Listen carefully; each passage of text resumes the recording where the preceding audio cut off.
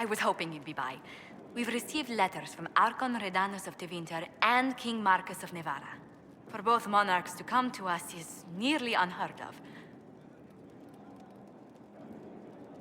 More proof the Inquisition's fame has spread. Fame is one thing. Asking for help is another. Archon Redanus requests that the Inquisition, as a neutral party, destroy a Venatori cult on the Nevaran-Tevinter border. King Marcus asks the same, but demands we pledge allegiance to Nevara instead of Tevinter. What sort of man is the King of Nevara? At this point, elderly. Many fear his health will soon fail him. Still, he is a Pentagast. Their dynasty is exceptionally strong in Nevada. As a Pentagast, will Cassandra be upset if we don't help her relatives? With all respect to Sigar Pentagast, her interest in politics is best described as thin. Why is the ruler of Tevinter turning on the Venatori? He has little reason to love them. Archon Redanus has rightly identified Corypheus as competition. Few monarchs relish a self-styled god showing up to claim their throne. Tell me about Redanus. Like most Tevinter rulers, he's heir to an ancient bloodline, politically shrewd, and a highly skilled mage. Rumor also claims he has an incredibly soft spot for cats. What course of action would you take if you were in my place? Strained as their relationship with Orlais is, I would assist the Imperium. Their friendship is difficult to win, and Marcus is a fading power. Tevinter is the longer, richer gain. Tell the Archon the Inquisition will do Tevinter the favor of wiping out the Venatori on its borders. Very good, Inquisitor. We'll inform him at once.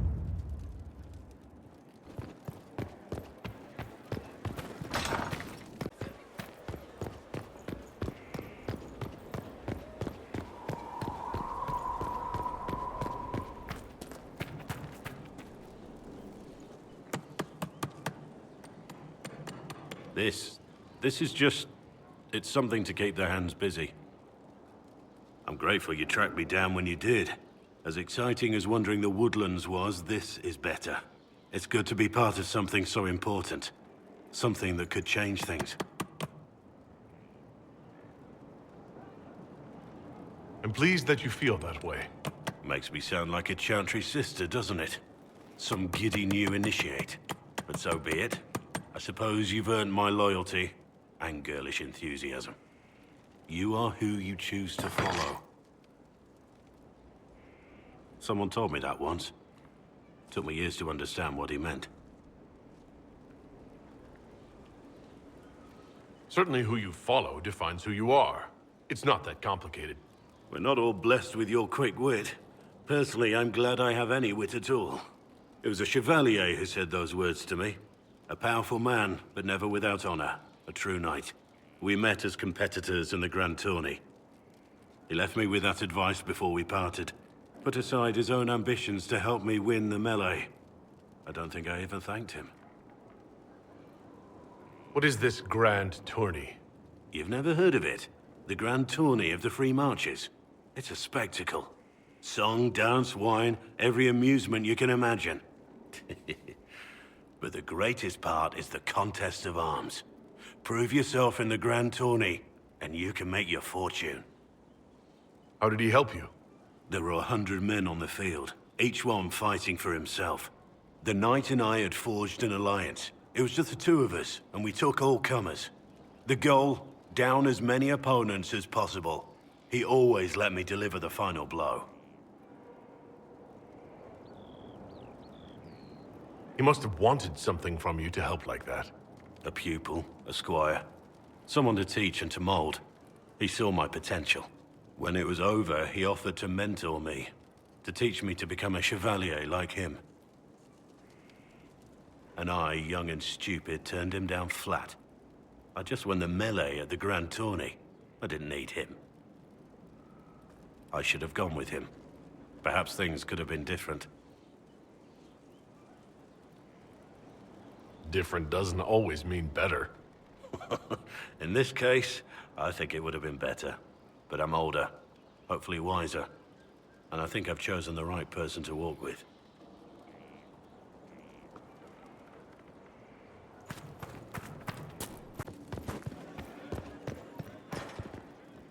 A pleasure. How do you stay so civil with everyone, Josephine? Bonds of circumstance among the nobility are fickle. Civility is the only constant everyone admires. And I do deplore rudeness in those who know better. Does it even become a strain sometimes? Well, it can be trying. There is no shortage of self-regard among the nobility. The game can be wearying, discouraging, and extremely baneful. But honestly, I'd miss meeting people. I've made the most fascinating friends. Better than making piles of interesting enemies. I've had both, sometimes depending on which way the wind has been blowing at the time. But worth it, all in all, I think.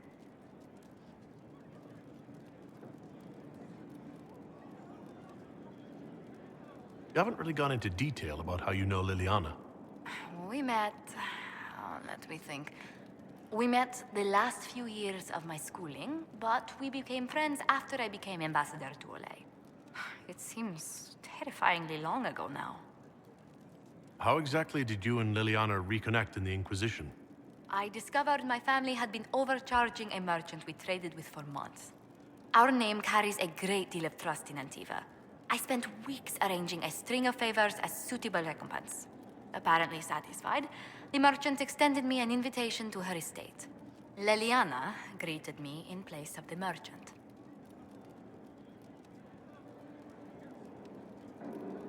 Why didn't she send a message instead of playing all these games? It was a test of sorts. Liliana claimed she needed someone of painful integrity for the Inquisition. I accepted, once she finally explained what it was. Do you remain close? Yes, but she's grown so much more distant than the outgoing woman I met in Valroyo. Liliana used to wander the Orlesian courts, singing the sweetest songs, charming the greatest wits. Now she collects secrets and takes risks that would make empires tremble. I worry, but she will not hear it. Does Liliana confide in you? She enjoys revisiting our more disastrous adventures. Liliana used to concoct the most ridiculous plans. Run if you ever see her with a twine ball, a measuring stick, and a handkerchief. Let's speak later. Another time.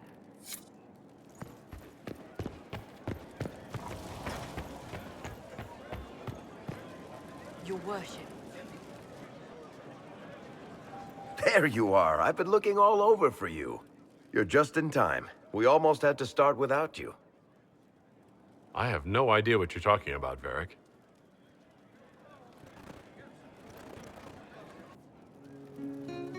Look who showed up, everybody. Deal him in, would you, Ruffles? I do hope I recall the rules. It's been ages since I've played a game of Wicked Grace. Grab a seat. We're ready to start. Are we playing cards or what? Are 3 drakes better than a pair of swords? Ugh, I can never remember.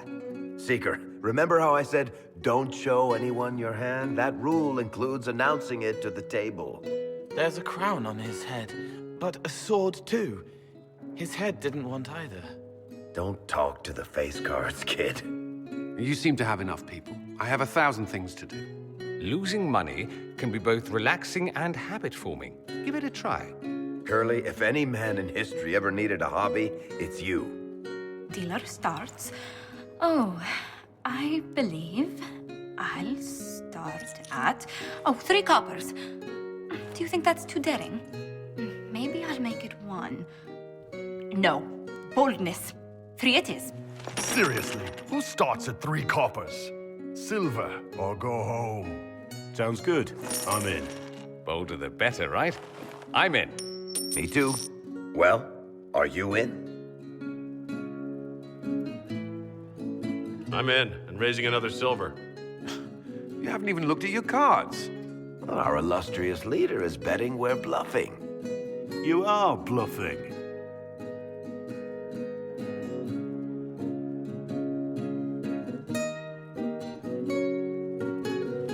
The poor recruit ran out into the dining hall in nothing but his knickers.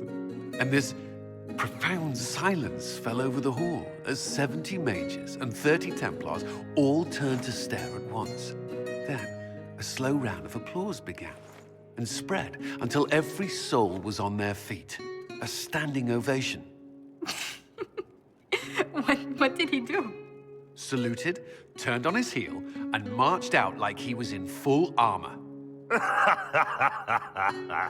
He did not. Good man. You're shitting us! That's how you know it's true. I could never put that in a book. Too unlikely. Deal us another hand, Josephine. Ah, of course. Cards, sorry. Varric took the last hand. Is everyone ready to ante up?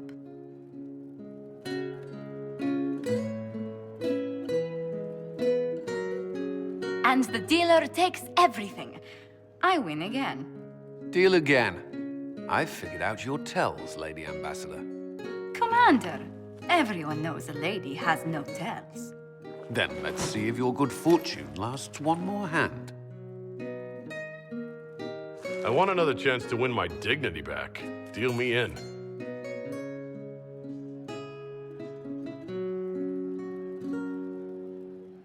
Don't say a word, dwarf.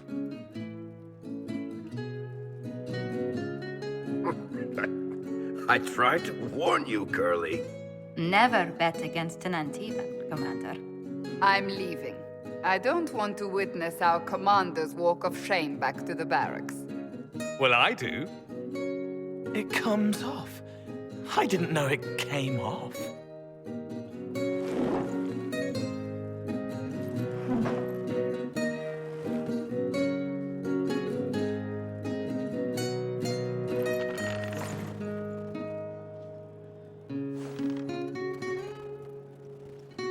I'm glad you decided to join us tonight. It's too easy to mistake you for the Inquisitor. But I am the Inquisitor. It's easy to forget you're not just an icon or symbol. Like those statues of Andraste holding bowls of fire. At least it is for me. You up for another game when this is all over, Inquisitor? Every time I play, I increase the odds of winding up like Cullen. You're never more alive than when you're about to lose your pants, my friend.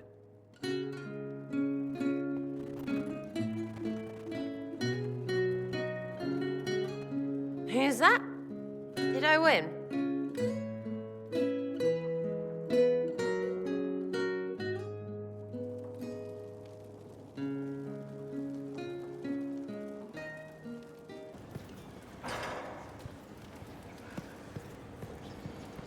Inquisitor,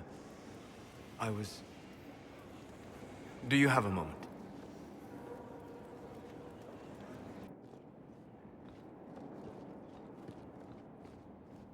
What were you like before the anchor? Has it affected you? Changed you in any way? Your mind? Your morals? Your spirit?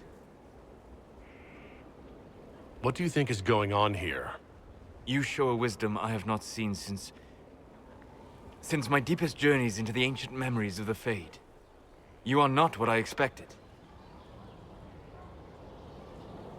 What have I done that's so surprising?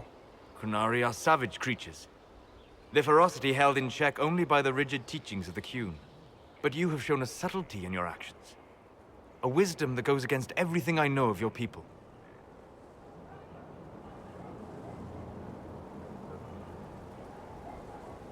I do what I can. You are modest. So many would use this Inquisition as a blunt instrument in their rise to power. But not you. So what does this mean, Solus? It means that I respect you deeply, Inquisitor. And I have disturbed you enough for one evening.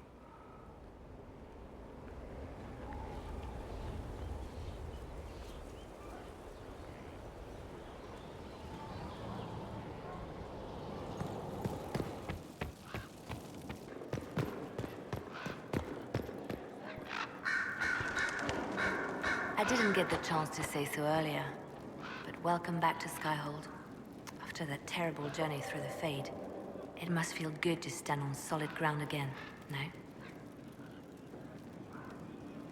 Nothing in the Fade bothered me. Oh? Well, I'm glad for you then. Anything I should know? I've agents stationed by the ruins of Haven, should Corypheus or his lackeys return. So far, nothing, and the breach has been quiet for some time. There is something, at least. I'll leave you to your work.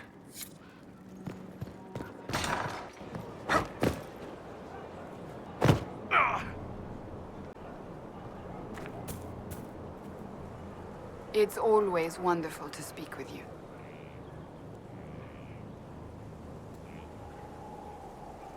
So, that book you were reading. Yes, what of it?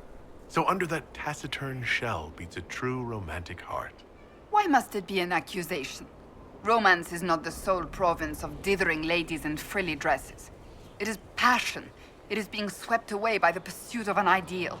What is not to like about that?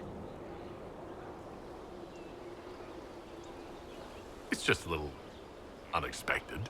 I don't need anyone picturing me mooning over stolen kisses. Is that what you're doing? Mooning? I will never hear the end of this, will I? The sight of you warms the heart. Do you have any advice for me? It seems that Corypheus searches for elven artifacts. That's hardly surprising. Tevinter power is based on what those vultures scavenged from the ancient elves. Whatever advantage he hopes to gain, we need to stop him at once. That's enough for now. We shall speak again soon.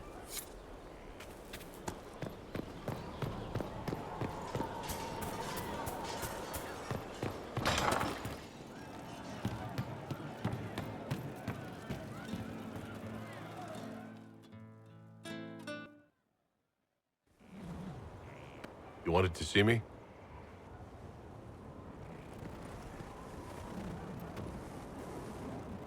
If you've got a minute, yes. Wanted some help dealing with this. The Bull's charges. What's left of them, anyway. Krem, Rocky, Dalish, all of them. Dead for the Iron Bull. A man who never really existed. Should I start calling you Hithrad? Nah, it'd just confuse everyone. Besides, you're mangling the pronunciation. But I think I'm done leading mercenaries into battle. You've lived 2 lives for too long. This is cleaner. Yeah. I think you're right. I mean, don't get me wrong. I still like Orlesian food.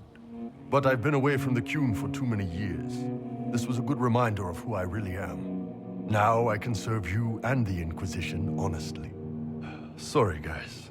I don't know any prayers from the Chantry, or whatever Rocky and Dalish believed in. Atash varin kata, asit tale.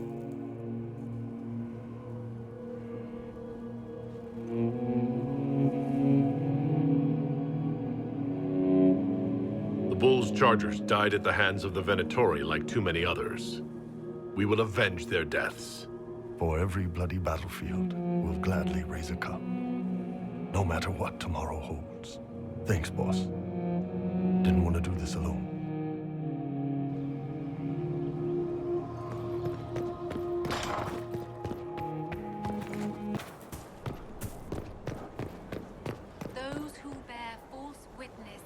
Leliana gave me the note that the hero of Ferelden included for me. She may even have left it sealed.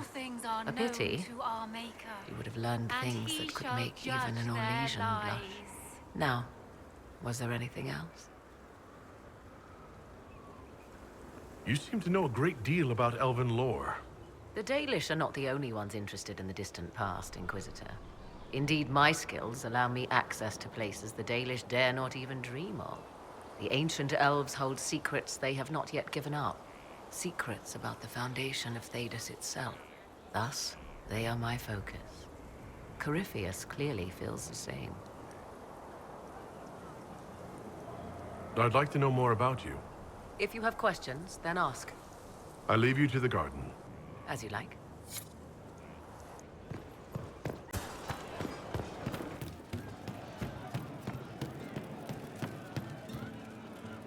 Yes?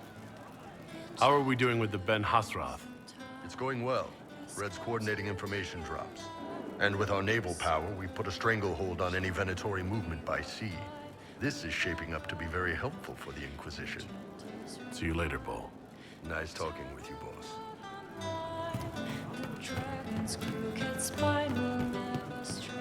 You happier with the champion off with the warders? Ready for waiting.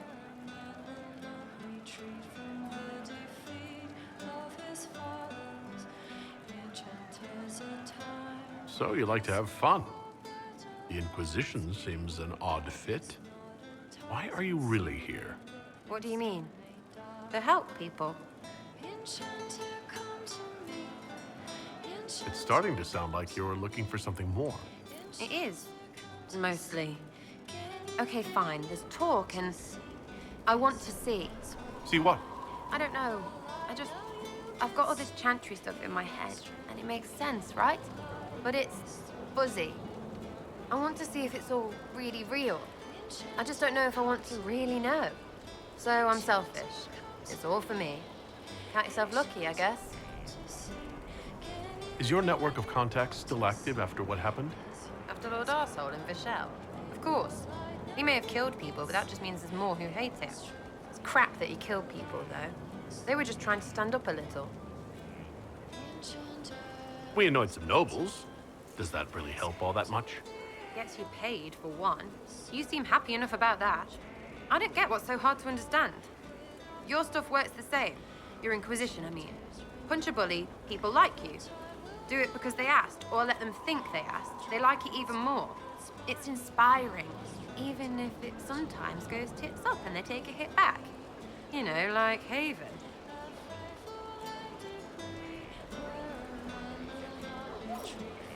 I get it, kind of. We just don't think of what you do as that kind of inspiration. Well, we should take a good hard look at where our people come from. All the same people.